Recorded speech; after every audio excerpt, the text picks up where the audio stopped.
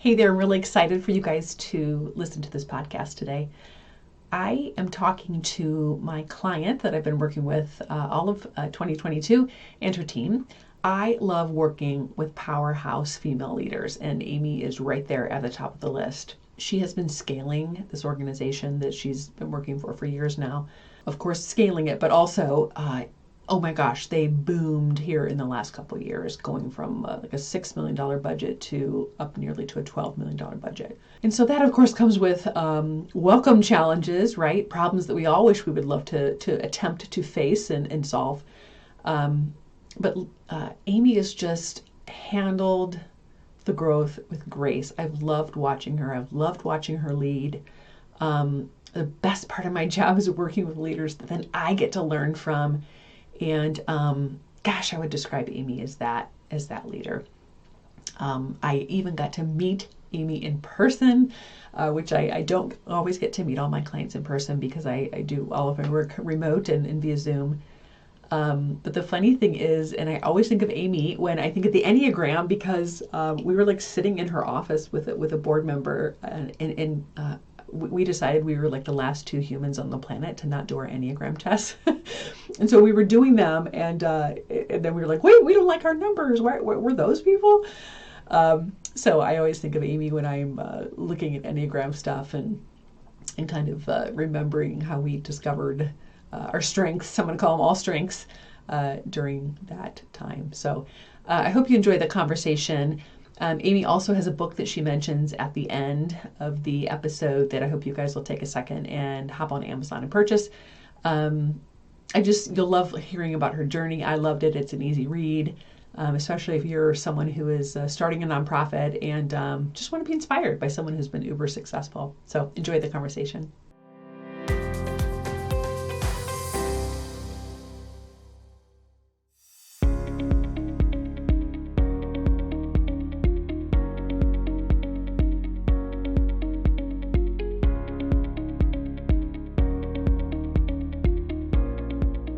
Amy, thanks for joining me today on the podcast. Oh, Sherry, I'm delighted to be here with you. Oh my goodness. Okay, good. So here's where I want to start, because most of my listeners know that I do a lot of coaching with leaders who have never fundraised or don't have fundraising backgrounds, or are kind of like, how did I get over onto this like fundraising, position, even though I know you're leading the organization, but you're a big part of the fundraising. You have a long time fundraising background and a lot of experience. I'd love to just hear and have you kind of paint the picture for people of what your journey has been like in fundraising. Well, my journey has been extremely circuitous. It has not been a linear path at all. And actually, since I've been in higher education in my background, I talk a lot to students. And one of the things I really encourage students to do, and this is a circuitous way of getting to my background, but some people know they want to be a doctor, or they know they want to be a lawyer, or they know what they want to do. But the majority of people, I think, they know kind of what interests they have. And I encourage people just to get out and get some experience, any experience. Just get some experience, because then it's like getting a machine moving, and your interests and your skills will lead you down the path. So mine led me really into, in a really random way, but into fundraising. I started out with absolutely no experience, but applied for a job at Pomona College doing foundation and corporate fundraising. They did not select me. I had no experience in this, but I was really interested in it. Mm-hmm. And I did have a good writing background and was fairly personable. So their search was a failed search, and somebody who I was replacing picked my resume out of the recycle bin and said, let's just take a look at her. So I started there. Then I moved to UC Berkeley. They launched a $1.2 billion campaign, largest they'd ever done. Wow. University of California, sorry, for those of you not in state. Thank you. And I did major gifts in that campaign. And those two institutions were as different as you can imagine. Pomona, very genteel, took a long time to get to the ask, almost didn't do an ask. Things just moved perfectly. UC Berkeley was like, you came to an event, we were soliciting you. I had the chancellor down there. It was just fast-paced, not nearly as much time for cultivation. Anyways, I'm going on and on about this, but when it was really a fascinating experience. When my daughter was born, I took some time off, but soon got antsy and decided I needed to be back out working and did some consulting. Started consulting with small nonprofits, actually in some larger nonprofits. And what I soon learned is people want advice on development, and usually what they need is strategic planning. And people want strategic planning, and they often need to learn how to do development. And that's really what got me going into this year. I consulted with Shoes That Fit, and here I am as their ED. They couldn't let you go, is my They're guess. stuck with me. Yeah.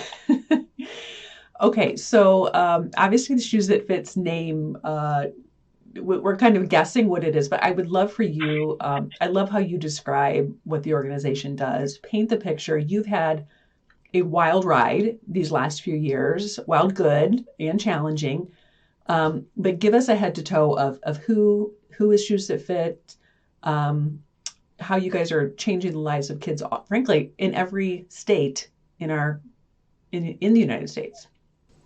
Yeah, so Shoes That Fit is a really, I say it's a simple solution to a very complex problem. We provide brand new athletic shoes to kids in low-income communities whose family can't afford them. And it's such a basic thing. People often look at me like, why shoes? But if you think about it, shoes are so overlooked. I mean, they're fundamental to a kid's ability to go to school. They are really just intrinsically important to how they see themselves. Shoes are cool. They're one of the most expensive things that families, especially low-income families, have to provide their kids. And we heard early on that it's just completely overlooked. Schools have resources for food. They have resources for clothing. They have resources often for, electronics, many of them for glasses. Really, very few people are doing anything about shoes. And it's something that makes such an immediate impact in a child's life. It's just unbelievable. And can you elaborate on I think the key part of you guys is like that fit. Yes. So I always say our secret sauce is that we're not about the shoes. We're about the kids. So when we go into a school, we don't say, oh, look, this is what we have, pick and choose. And there are other nonprofits do that. They give out what they can, but then there are kids who left with nothing, or maybe used shoes. We only do brand new, high quality athletic. We measure the child's feet, and then we source and provide the shoes that they need. If for any reason they don't fit, the child has grown really quickly, or a teacher made a mistake in measurements, we will exchange. I mean, because we're about the kids. Yeah. Our end goal, our North Star is we want the kids to feel good about themselves. That's our mission. And if anybody is wanting to see these kids, I mean, your photography at these deliveries is like bonkers. I mean, these kids are so cute. All of your social media channels the extreme joy and like, oh my gosh, my life has changed because they got, great shoes they want, name brand shoes. I encourage everybody to follow Shoes That Fit on any of their social media challenges or channels, so you can see all those photos. Thank you, Sherry. We just had a great one yesterday. I'll send you some video with the LA Rams. Oh my gosh. They, sorry, I don't want to overstate it, but for some of these kids, it really is life-changing. And part of it is the message that the community really cares about them, and we believe in them. Well, and I think the things and the letters and things I've just seen working with your staff, these are kids that are wearing like their sister's shoes or, shoes that like literally the whole front is cut out because their toes are sticking out a whole, inch and a half. Or that is life-changing. That doesn't feel good at all to be in that all day long. We all know what it feels like to get new shoes, but if you think about wearing really inappropriate shoes to school, are you really going to show up? No. We've had kids who are missing school, but even if they're in school, they're not showing up. They don't want to be seen on the playground. They want to hide. And one of the sad things I've come to realize is, for many of these kids, they know their families are struggling, and they don't want to add to that burden. So the kids, they're not telling their parents how much the need hurts. They're, they don't want to be a burden to them. So the families are really, we're really a school support system in many ways, and the families are just so sweet in their response. Oh, so amazing. Okay, so obviously your organization has answered the call, I'll say, in these last few years. I don't know if it's a true statement to say like you've never been needed more is what I would say, and I think your growth is obviously reflecting that. So, I had like 3 different clients start same time you did early this last year. And I told everybody, it's coming off of 2020, 2021, I said, all three of these 8, they were all led by strong women like you. But B, it's like, oh, holy smokes, we grew by millions last year. The opportunity is ahead of us, like only say growth again. And it was like a different challenge. And frankly, the problem that we've always wanted for years to say, oh, we grew so much. But talk me through just like, I mean, you've grown by millions. Not only are you obviously bringing in charitable revenue, but also millions of dollars worth of shoes from an in-kind perspective. Talk to me about the growth, Amy. Talk to me about what the last 2 years have looked like. Yeah, it's been crazy. Well, when I first came in, which was 8 years ago, and we were a staff of 6 people reporting to me completely, and we were growing. The pandemic hit, and to be honest, internally I panicked because we work mainly through schools, and I thought, well, 2 things. How am I going to keep my staff whole? We were really good staff. I didn't want to furlough anybody. I wanted to take care of them. And how are we going to still get shoes to kids? Well, what we learned a couple of things. One is kids were still in school.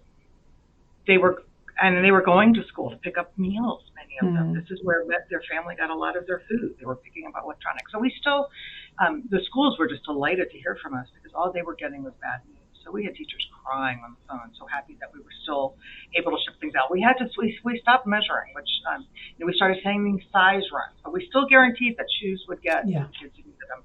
Some of our corporate partnerships kind of dried up. It was a tough time for businesses. Foundations were there, but some of our bigger ones were focusing purely on pandemic. But we stayed really focused on our mission, and what we saw is individuals just really stepped up. Because I think many of us were kind of trapped and felt desperate, and we wanted to do something. And the disparity, I mean, the news was doing the work for us. The unemployment, people, I mean, it was just incredible, and people wanted to make a difference. So we kept going, and we have doubled our operations. Wow. It's been unbelievable. So your board training that I did in person in June was the first in-person client meeting I'd had in like a year and a half or 2 years. And I remember the whole staff, the whole board at that training. And I mean, it was like over half of the people in the room had never met each other because you obviously had new board members, but like your staff had like doubled or tripled. Or, I mean, it was bonkers. Yeah, we have really grown. Really, I feel like we're just to the point now that maybe we can grow to get ahead of the game. We've just been growing to try to keep up with the demand that's coming in. And some of the opportunities, I mean, we really did shift the way we were working. And we went we had to move away from, okay, these shoes, we're going to source specific shoes for specific kids because the supply chain was just bananas. So to this day, there are certain sizes that I need that I have not been able to get. So we just started pre-sourcing shoes. Here I was like, where are we going to get the money for all of this? But I don't know. Individuals kept giving, and we've really changed the way we operate so that we can ensure that we have what we need when we need it. It's so tangible and immediate. Okay, so you are touching hundreds of thousands of dollars, millions of shoes. I say that because that means you need that many more hands, that many more people, that many more staff members, that much more infrastructure, systems, i.e. overhead, to actually support the growth. If you tripled the number of shoes right now, it doesn't mean you can't also, or that you wouldn't be able to do that without investing in, in the gas in the engine. So talk to me about, when we first met, and you were kind of looking up the hill, going, we're growing and people are responding, but you're really seeing a need to grow that unrestricted revenue. Talk to me a little bit about, just why you reached out, what you were hoping we would solve together, and in that vein. Well, I've having worked in higher education fundraising for years and years and years, and then having done my own consulting, I knew what I didn't want in help, and I was really looking for a thought partner. Somebody who'd come in with me. We were a very small staff. Our development staff was teeny. I had a grant writer and a part-time admissions. Communications and donor relations. I mean, we were just teeny. It was all me, and I was exhausted. So I was looking for somebody. I think I saw one of your, don't know if it was a podcast, but some introductory program, and you described our organization to a T. And just talking about exactly where we are, where we needed to go. And I wanted somebody that I knew, it's kind of unique. I guess all nonprofits are unique, but we are very complex for such a simple organization. I was really looking for somebody who could help me dig down and put a program together. I needed to bring on more staff that I could train people on how we were going to move together. And to your point, we needed unrestricted funding. Yeah. Most of our major donors were coming in and saying, I'll give you $50,000 to help 2,000 kids at this school, which is lovely, but it's all restricted money. And because we're working with a specific school and it's a specific event, it's very expensive. Right. That's great when you're working with the LA Rams or somebody high profile because it's kind of a PR. It brings in more donors. But for our average donor, we needed to learn how to make an ask to get them just to support kids in general through Shoes That Fit, not their own specific delivery. So when I found out about you, it was kind of like, finally, I need somebody who thinks this way, and isn't just creating more programs. Yeah, well, and I've loved every minute. And at first, when you said, it's real simple what we do, but it's like the most complex thing. I was like, okay, tell me more about that. But I mean, that's really the way to describe it because you have so much inbound. Yes, people are coming to you. People want to give, but you will exhaust your entire staff if it's specific, restricted. Like I want it only to go to my neighborhood, or I want it only to go to my state. And that's critical.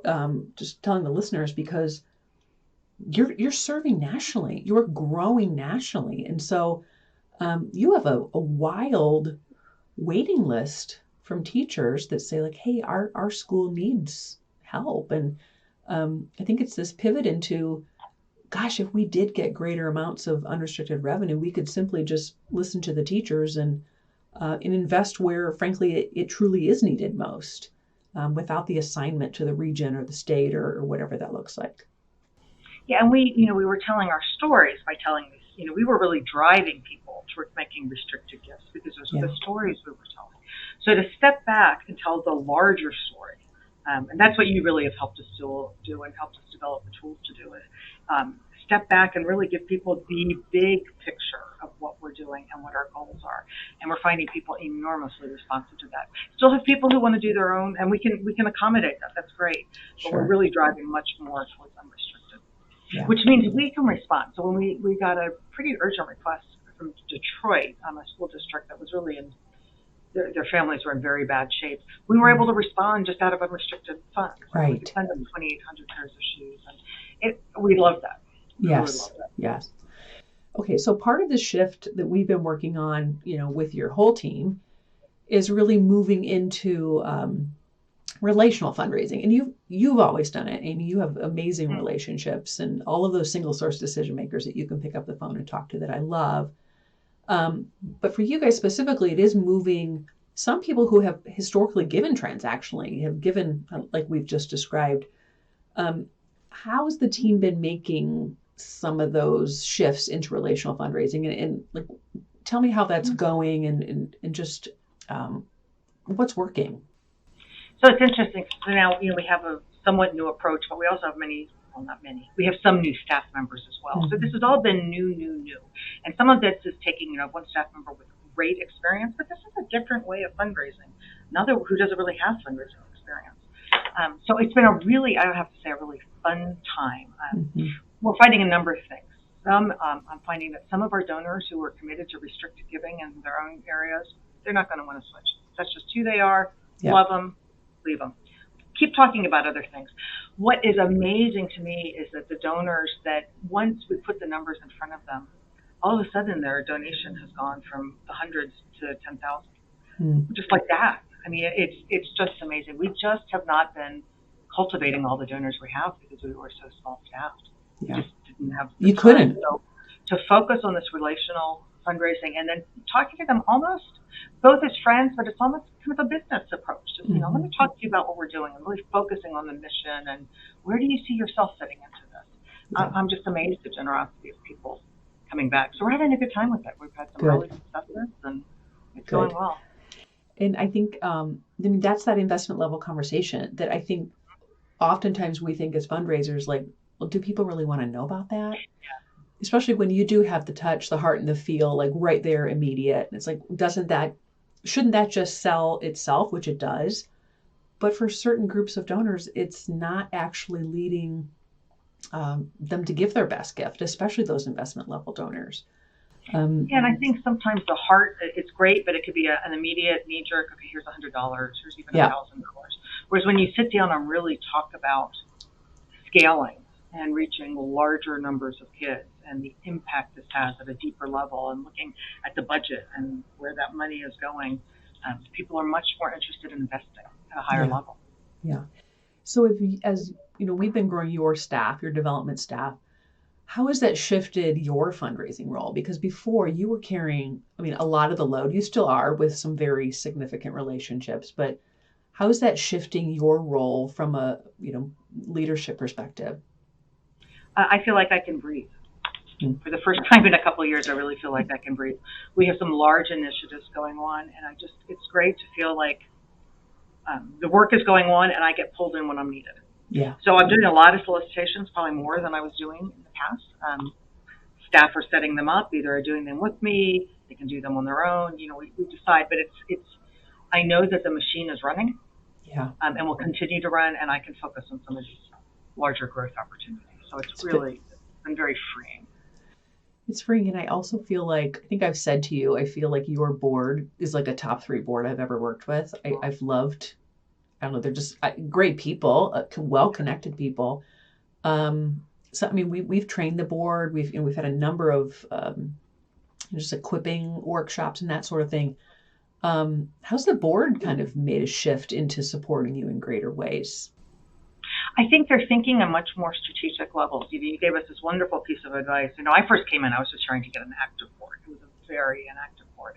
So we were trying to think of easy things that people could do for us, but it was focusing more kind of on the grassroots level of fundraising. So we've completely left that aside and have been focusing much more. Our director of development spends a lot of time talking to each board member about who they know and are there relationships that we could develop together? Are there introductions? And I think they have a level of confidence now in what the organization is doing that they feel proud to bring the organization forward to their friends. So we don't rush it. It takes time. But it's been a really wonderful shift. And I think, they can now see it more, I don't want to say it's a business relationship, but I think they treat it more like a business relationship, taking the work very seriously. Well, and they're great business people. That's their language, which is the whole, and these are people who can be investment level donors, or that's their network, and they want to know how to. I think what I've heard from your board, the tone is like they're so teachable. It's like, show us how to use our network. They've just really, I think, embraced all of these concepts, which is remarkable. They really have. So what would you say has been maybe the biggest tangible outcome of our work together? Or maybe I always ask, like, what surprises have come out of the work? I think I didn't anticipate spending nearly so much money in that financial forecasting plan as we have. And that has really driven us into understanding the numbers and really making a business plan out of it. That was a bit of a surprise for me. Putting together the tools, I think I expected more, but really using that business plan and where the numbers are coming in, not just to explain the budget, but to actually make asks based on that. Yeah. I think for some of your business savvy donors, they really like talking about that. They like understanding what exactly you're looking for and why. So that's been a surprise and an interest to me, because I'll have to say neither Pomona nor Berkeley did that at all. I know they were very much more complex organizations. Yeah. It was a very different kind of asking. Yeah. So that was probably the biggest surprise. I think using the deck that we've created has just been extremely helpful in leading the donor and leading the conversation and not just letting it end, but always having a next step. Yeah. Could you talk a little bit about, most of our work was focused on individuals. Like that was our focus, individuals giving unrestricted gifts. But I always tell people, and I think your team has seen this, that the principles can be laid right on top of family foundations or even, corporations or even private businesses. Can you talk a little bit about how your team is using that, maybe in other areas that perhaps they didn't think they might be? Yeah, actually, we've been using it somewhat with businesses too, which is really interesting because I think for our strategic partner side of the house, with our businesses mainly, but other high net worth individuals, you're opening a conversation and you're not leading immediately to here, pay for this many shoes in this community. Yeah. You're actually leading them into the conversation of child poverty in the United States and what that looks like and what things are completely overlooked for these kids. It's a much larger conversation.